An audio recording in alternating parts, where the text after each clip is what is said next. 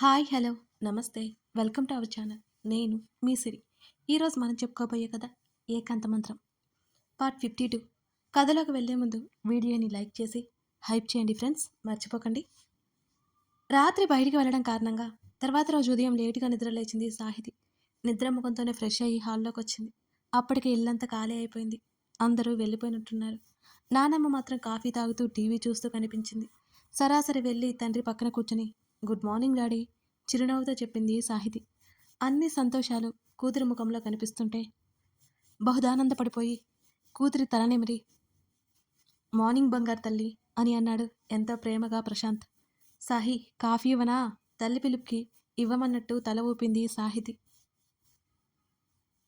ఇప్పుడే కదరా లేచావు, tiffin time ఎలాగైపోయింది, coffee తాగితే టిఫిన్ తినలేవు, తినేసి తాగు వెళ్ళు అన్నాడు ప్రశాంత్ ఆఫీస్కి వెళ్ళడానికన్నట్టు సోఫాలో నుంచి పైకి లేచి. ఓకే డాడీ బాయ్ అని చెప్పింది. ప్రశాంత్ అక్కడి నుంచి వెళ్ళిపోయాడు. సాహితి సుప్రజ టిఫిన్ తినేసి చెరో కప్పు కాఫీ పట్టుకుని హాల్లోకి వచ్చి కూర్చున్నారు. అమ్మా నానమ్మకి కాఫీ ఇవ్వు, మళ్ళీ తాగుతుందేమో అంది సాహితి ఆవిడనే గమనిస్తూ. ఆవిడేమన్నా అసలేం పట్టించుకోకూడదు అనుకుంది. ఇవ్వాలా అన్నట్టు ఆవిడ వైపు తల తిప్పి చూసింది సుప్రజ. ఇప్పుడే కదంటే నీ కళ్ళ ఎదుట తాగాను, ఇంకెన్ని తాగమంటావే అని అంది ఆవిడ. కాఫీ తాగుతుంటే అయినా నీ నోరు ఊరుకుంటుందేమో నానమ్మ. సాహితీ మాటలకు ఆమె పళ్ళు బిగబట్టింది. వస్తున్న నవ్వుని బలవంతంగా ఆపుకుంది సుప్రజ. ఒక క్షణం కూతురేనా అనిపించింది ఆమెకి. సాహితీ వైపు అంతే ఆశ్చర్యంగా చూసింది. అంటే ఏంటి నీ ఉద్దేశం, నా నోరు ఊరుకోదు అనా అని ఆవిడ కోపంగా అరిచింది. అది వేరే చెప్పాలా నానమ్మా, నీకు అన్నీ తెలుసు కదా, అసలే పెద్దదానివి, మంచి చెల్లు చెబుతూ ఉంటావు, మేమే అర్థం చేసుకోము వెంటనే మాట మార్చింది సాహితి. ఆమె అప్పటి వరకు సాహితి అన్న మాటలకి మర్చిపోయి అవునే పెద్దదాన్ని, నేను చెప్పింది అర్థం చేసుకుంటే కదా మీరు అని ముఖం చిట్లించుకుంది. అడగడం మర్చిపోయానే, నిన్నేంటి మీ అత్తగారు తీసుకెళ్ళలేదు? పెళ్ళైన ఒక్క రోజులోనే నువ్విక్కడ, నీ మొగుడేమో అక్కడ. అలా ఉంటే ఏం బాగుంటుంది? మీ అత్తగారిని నీ ఆరోగ్య నెపంతో నిన్ను ఇక్కడే పడేసి కాస్త కట్నం ఎక్కువ లాగాలనుకుంటున్నారేమో అంది బొగ్గలు నొక్కుని ఆశ్చర్యంగా. నానమ్మ, నీకింతకు ముందే ఒకసారి చెప్పాను, మనకంటే డబ్బులు ఆస్తి ఉంది తెలుసా వాళ్ళకి, వాళ్ళకు ఉంది ఇద్దరే పిల్లలు. నీ కంగారేంటి ఇంకా? అయినా అయినా వాళ్ళు నువ్వు అనుకున్నట్టు కాదు, చాలా మంచివాళ్ళు. ఇంకోసారి ఏమైనా అన్నావంటే ఊరుకోను విసుగు దాచుకుంటూ సీరియస్గా చెప్పింది సాహితి. ఇప్పుడు నేనేమన్నానే? అయినా మీ నాన్నకు కూడా ఒక మగపిల్లాడు ఉంటే బాగుండేది. నా కొడుక్కి వారసుడే లేకపోయే. ఆమె అక్కడి నుంచి మరో టాపిక్కి షిఫ్ట్ అయిపోయింది. అసహనంగా చూసింది సాహితి. సాహితి బాధపడుతుందేమో అని సుప్రజ కంగారు పడిపోయింది. నీ అంత అదృష్టం అందరికీ ఉండదులే నానమ్మ. లేకపోతే మా నాన్న నీ కడుపున ఎందుకు పుడతాడసలు అని విసుగ్గా లేచి, అమ్మా నేను అమృత ఆంటీ వాళ్ళ ఇంటికి వెళ్ళనా అని అడిగింది సుప్రజని. ఇంకా ఆంటీ వాళ్ళ ఇల్లేంటి సాహి, ఇక నుంచి అది నీ ఇల్లు గుర్తుపెట్టుకో సుప్రజ నవ్వుతూ అంది. చిన్నప్పటి నుంచి ఇలాగే కదా అలవాటైపోయిందిలే అని తను నవ్వుకొని, వెళ్ళనా మరి అని అడిగింది సాహితి ఆతృతగా. కుదరదు, ఆంటీనే తర్వాత వస్తాను అని ఫోన్ చేసి మరీ చెప్పింది. నువ్వు వెళ్ళడానికి వీల్లేదు, గదిలోకి వెళ్ళి రెస్ట్ తీసుకో. తల్లి చెప్పడంతో ఇంకేం మాట్లాడకుండా గదిలోకి నడిచింది సాహితి. గదిలోకి వెళ్ళగానే అర్జున్తో మాట్లాడింది. ఆమె మనసుకి కాస్త తృప్తిగా అనిపించింది. ఆ రోజు సాయంత్రం ఇంటికి మైత్రి కాల్ చేసి మరీ పిలిపించుకుంది సాహితి. సాహితి వాళ్ళ నానమ్మ కంటపడకుండా సాహితి దగ్గరికి వచ్చేసింది మైత్రి. స్వీటీ ఏది అని అడిగింది సాహితి. అది ఇంకా లేవలేదు, పడుకుంది జవాబిచ్చింది మైత్రి. వారిద్దరి మధ్య పెళ్లి గురించి అలా అలా కొన్ని మాటలు దొరిలే. సాహి, మేం రేపు వెళ్ళిపోతున్నాం అని చెప్పింది మైత్రి. అదేంటి అంత త్వరగానా? అయోమయంగా చూసింది సాహితి. మధు వెళ్ళిపోవాలి అంటున్నారు, ఇక నాకు కూడా వెళ్ళాలని ఉంది మైత్రి చిరునవ్వుతో చెప్పింది. నువ్వు ఉండొచ్చు కదా, అర్జున్తో పాటు ఇంట్లోకి అడుగుపెట్టేటప్పుడు నువ్వు ఉండవా? చిన్నపుచ్చుకున్న ముఖంతో అడిగింది సాహితి మైత్రిని. ఆల్రెడీ గృహప్రవేశం జరిగింది కదే, మర్చిపోయావా? కళ్ళు ఎగరేసింది మైత్రి. అది కాదు మైతు, అక్కడికి వచ్చాక నువ్వు ఉండకపోతే ఎలా? నాకేం తోచదుగా. సాహి, అయినా మీరు ఎక్కడుంటున్నారు? రేపటికల్లా వైజాగ్ చెక్కేస్తున్నారు కదా! హనీమూన్‌కి అని కన్నుగీటింది మైత్రి. వాళ్ళ మాటల్లో వాళ్ళుండగా సుడిగాలిలా వచ్చి పడింది వైష్ణవి. నాకేంటి హనీమూన్ అన్నట్టు వినిపించింది. స్నాక్స్ ప్లేస్ పట్టుకొని వాళ్ళ ముందు పెట్టి సెటిల్ అయింది. వీళ్ళు వెళ్తున్నారు కదా! మన అర్జున్, సాహి అని సాగదీసింది మైత్రి. ఇంతకీ ఎక్కడికి వెళ్తున్నారేంటి? అని అడిగింది వైష్ణవి. మీరు ఆ టాపిక్ ఆపేసి మరో టాపిక్‌కి రండి కోపంగా అంది సాహితి. నిజానికి ఇవాళ మీ ఫస్ట్ నైట్ ముహూర్తం చేశారు. ఇవాళ ఏం బాగోలేదట మైత్రి చెప్పింది. మీరు ఇలాగే మాట్లాడుతూ ఉన్నారనుకో నేనే వెళ్ళిపోతాను అని చిరుకోపంగా చెప్పి ఆమె బెడ్ దిగుతుంటే సాహితీ చేతిని పట్టుకుని ఆపింది మైత్రి. అరే, ఇప్పుడు ఏమైంది నేను వెళ్ళిపోతున్నావు అని అడిగింది. వదులు మైదు, నేను వద్దంటుంటే మీరు మాట్లాడుతున్నారుగా అన్నది అలకగా. అయితే రేపు నువ్వు హనీమూన్కి వెళ్ళమన్నమాట అని అంది వైష్ణవి నవ్వు దాచుకుంటూ. మీరు ఆ టాపిక్ ఆపలేదు అనుకో ఇద్దరి వైపు వేలు చూపిస్తూ కోపంగా బెదిరించింది సాహితి. మీరు వెళ్తే తప్పులేదు కానీ మేం మాట్లాడుకుంటే తప్పొచ్చింది వైష్ణవి నిష్ఠూరమాడింది. ఆ అని ఇద్దరం మీదకి దిండు విసిరి అక్కడి నుంచి లేచి బాల్కనీలోకి వచ్చింది సాహితి. వెనకే వచ్చారు ఇద్దరు నవ్వుకుంటూ. ఇది సిగ్గా కోపమా అని అడిగింది మైత్రి నవ్వు దాచుకుంటూ. నాకు తెలిసి సిగ్గే, కావాలని కోపం నటిస్తోంది అంది వైష్ణవి. సాహితి చెవులు మూసుకుంది.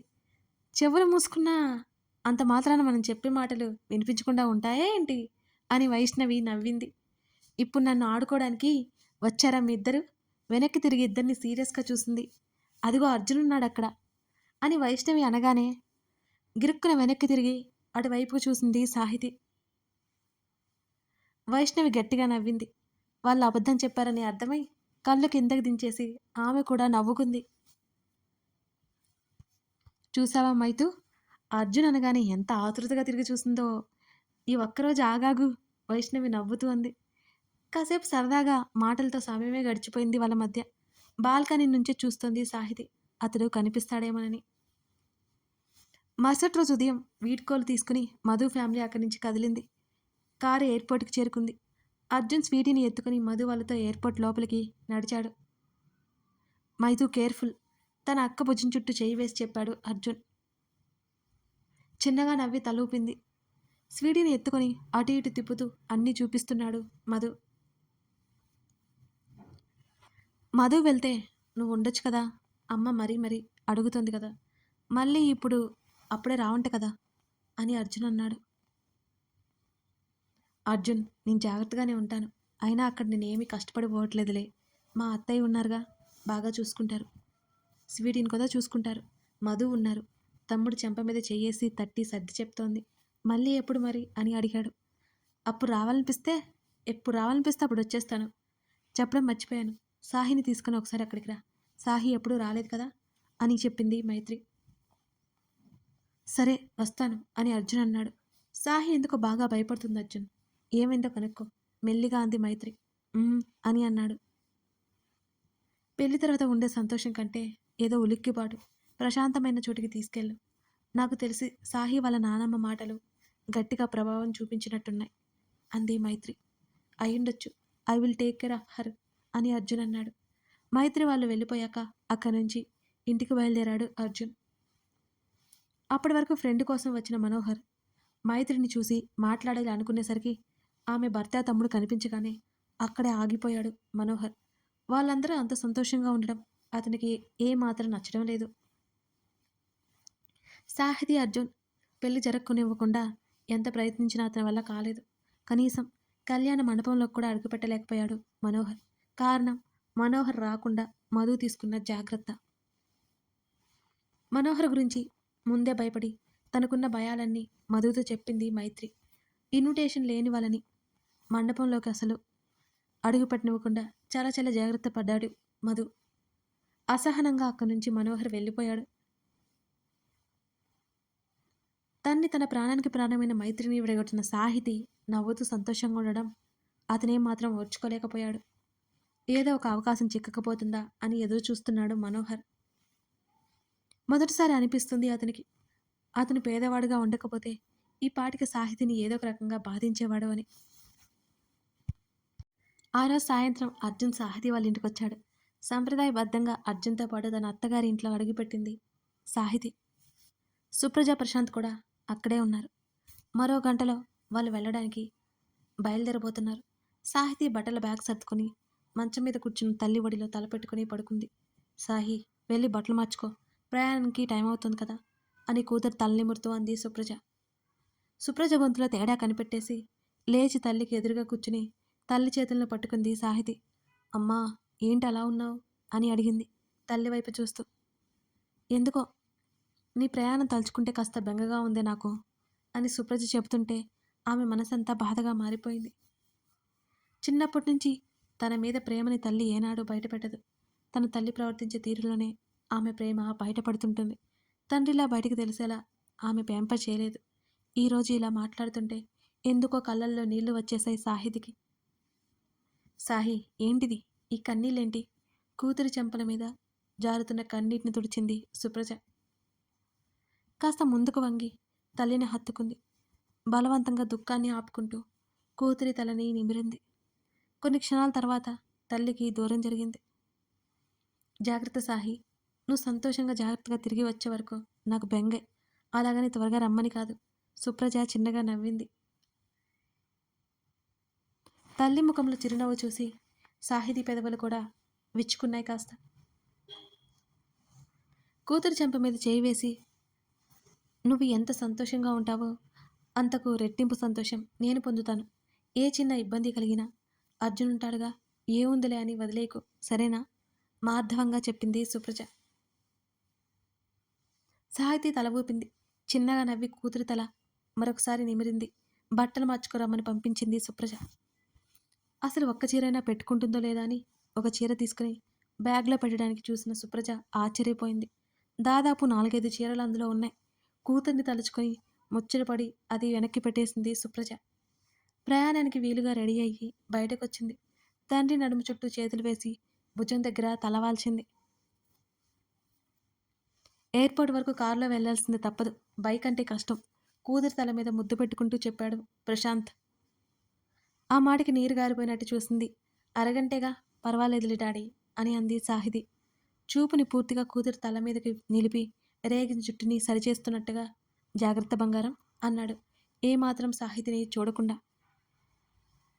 మొదటిసారి అన్ని రోజులు కూతుర్ని చూడకుండా ఉండడం ఎందుకో కష్టంగా అనిపించింది అందరికీ, ఇద్దరికీ. అర్జున్ పక్కన ఇంట్లో ఉన్నాడు కాబట్టి సరిపోయింది. లేకపోతే ఎంత కష్టమో అనుకున్నాడు. అమృత శ్రీనివాస్కి కూడా చెప్పేసి వెనక కారులో కూర్చుంది అర్జున్ పక్కనే సాహితి. విండోలో నుంచి బయటకు చూసి అందరికీ చెయ్యూపింది. అంతా చిరునవ్వుతో వీడ్కోలు పలికారు. వాళ్ళని కనుమరుగయ్యే వరకు చూసి అర్జున్ వైపు తల తిప్పింది. అరచేతిని చెంపకానించుకొని ఆమెనే తదేకంగా చూస్తున్నాడు అర్జున్. అతను అలా చూడగానే తెలియకుండానే పెదవుల మీదకి నవ్వు చేరగా ఏమిటన్నట్టు కళ్ళెగరేసింది సాహితి. పెదవి విరిచి 2 పెదవులను బిగించాడు. తల సన్నగా అడ్డంగా ఊపుతూ అతని చేతిని చుట్టుకొని అతని భుజం మీద తలవాల్చుకుంది సాహితి. ఆమె కారులో వస్తున్న ఫీల్ అవుతున్నట్టు అర్థమైంది అర్జున్కి. ఏసీ ఆఫ్ చేయమని డ్రైవర్తో చెప్పి అతని వైపు విండో కూడా దించాడు. 4 గంటలు దాటింది. చలికాలం కావడంతో నులివెచ్చని ఎండతో పాటు చల్లని గాలొస్తుంది. ఎయిర్పోర్ట్ వచ్చే వరకు కళ్ళు తెరవలేదు. ఒక మాట కూడా ఆమె మాట్లాడలేదు. సాహి దిగు పిలుపు వినిపించి కళ్ళు తెరిచి చూసింది సాహితి. వాళ్ళని డ్రాప్ చేసి కారు అక్కడి నుంచి వెళ్ళిపోయింది. కథ కొనసాగుతోంది. సాహితి అర్జున్ల ప్రయాణం సరికొత్తగా మొదలైంది కదా. అక్కడ ఎలా ఉండబోతుంది, ఏం జరగబోతుంది గెస్ చేస్తే కామెంట్ చేయండి. ఈ కథ మీ అందరికీ నచ్చిందనే అనుకుంటున్నాను. తప్పకుండా లైక్ చేసి వీడియోని హైప్ చేయడం మర్చిపోకండి friends. Thank you for watching this video. మరో ఎపిసోడ్తో మనం మళ్ళీ కలుద్దాం.